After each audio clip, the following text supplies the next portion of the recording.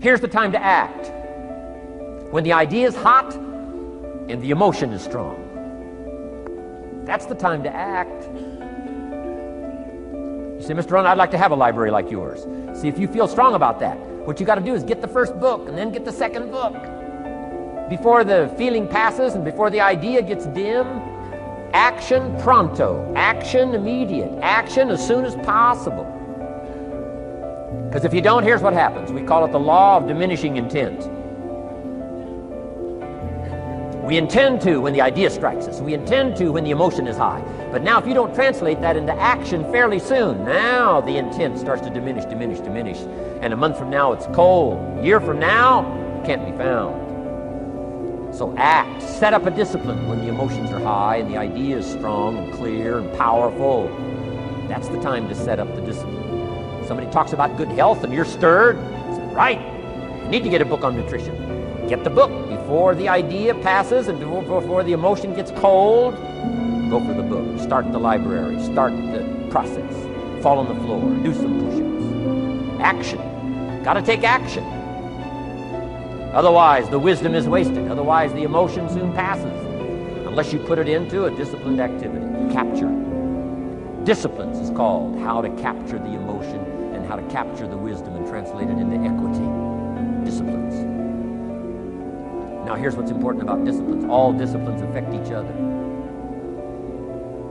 In fact, here's a good philosophical phrase. Everything affects everything else.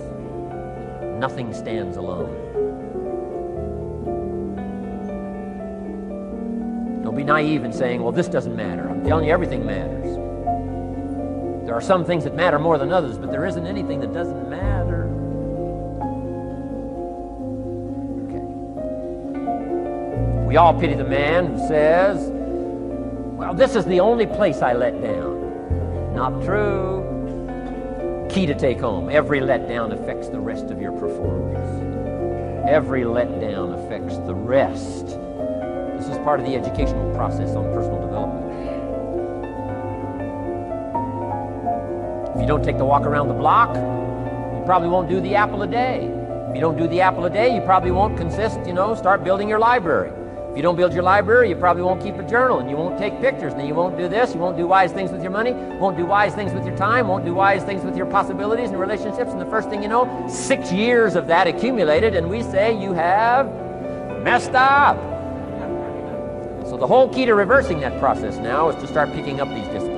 Now here's the positive side. Every new discipline affects the rest of your disciplines. Every new one affects the rest. That's why action is so important. The least action, the smallest action. Take it. Because when you start accomplishing and the value starts to return from that one action, it'll inspire you to do the next one and the next one and the next one. You start walking around the block, it'll inspire you to get an apple. Get an apple, it'll inspire you to get a book. Get a book, it'll inspire you to get a journal. Get a journal, it'll inspire you to grow, develop some skills. All disciplines affect each other. Every lack affects the rest. Every new affects the rest. The key is to diminish the lack and set up the new. And you've started a whole new life process. Key. Also, one more thought on discipline. Here's the greatest value of discipline. Self-worth. Self-esteem. People are teaching self-esteem these days, but they don't connect it to discipline. The least lack of discipline, and it starts to erode our psyche. One of the greatest temptations is to just ease up a little bit. Right? The slightest lack of doing your best starts to erode the psyche. Instead of doing your best, doing just a little less than your best. Sure enough. You say, well, it's just going to affect my sales. No. It's going to affect your consciousness. It's going to affect your philosophy. Now you've begun in the slightest way to affect your own philosophy. Here's the problem with the least neglect. Neglect starts as an infection, and if you don't take care of it, it becomes a disease. And worst of all, when the neglect starts, it diminishes our self-worth, our self-confidence, our self-value. You say, well, how can I get back my self-respect? I'm telling you, you don't have to go to 29 classes. All you have to do is start the smallest discipline that now corresponds to your own philosophy. Like I should, and I could, and I will. longer will I let neglect stack up on me so that I will have the sorry scenario 6 years from now, giving some excuse instead of celebrating my progress. That's the key to discipline. Okay? Let's get kids involved in the least of disciplines.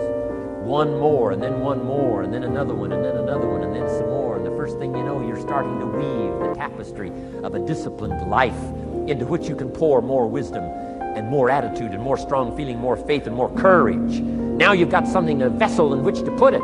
And now the equities start to flow. And the early return, I'm telling you, if you'll start this process, the early return will have you so excited. You'll commit yourself to this strategy for the rest of your life. You'll never go back to the old ways. Join a new crowd. Join a new group. The disciplines to do it. Take action. I recommended the last time I was here the little book, Richest Man in Babylon, and I said I've lectured now to over 3 million people in the last 33 years, and I've recommended this little book to almost all of them, I think. Guess how many have actually gone and got this little book?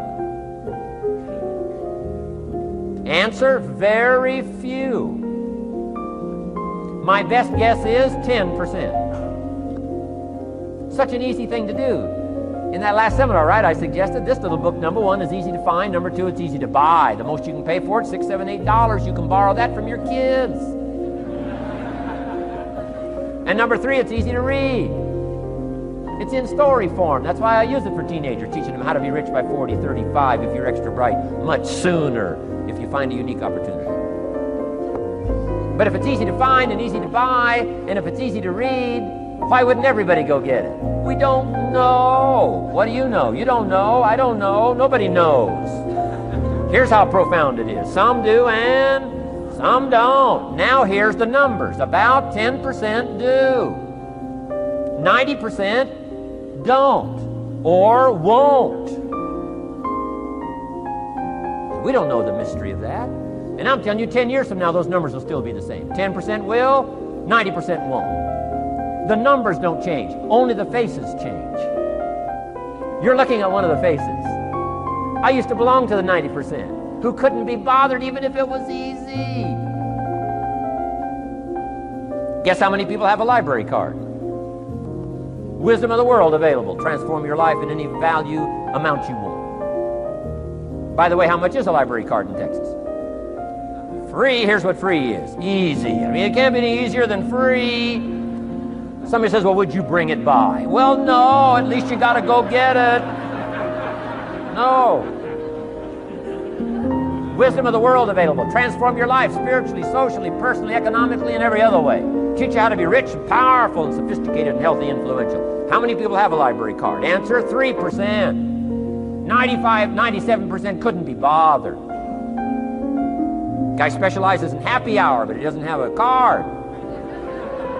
And now readily and quickly blames the government and blames his company and blames policy and blames the pay scale. When if he only knew, if he joined the 3%, here's my advice to you today. Walk away from the 97%. Don't talk like they talk. Don't act like they act. Don't go where they go. Don't specialize in what they specialize in. Throw away the blame list they cling to. Start you a new life. You say, well, is it as simple as getting a library card and join the 3%? And the answer is, of course. Of course. That's how easy this stuff is. This is so easy. It's so simple. It's not complex.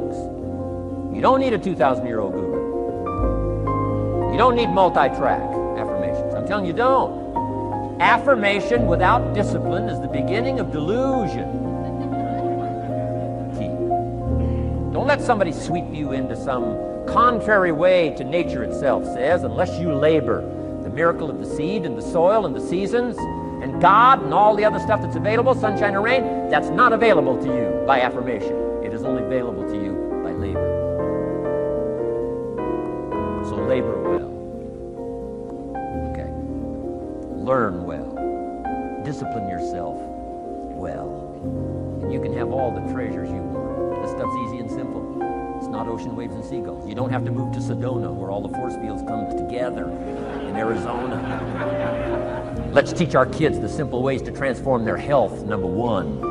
Their economics, number two. Their ability to communicate, number three.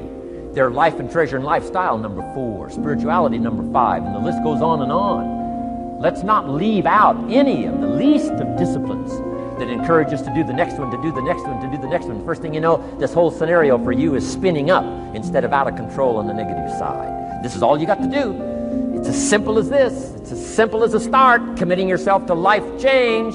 And once you start down this road, I promise you, you'll join the 10% and the 3%.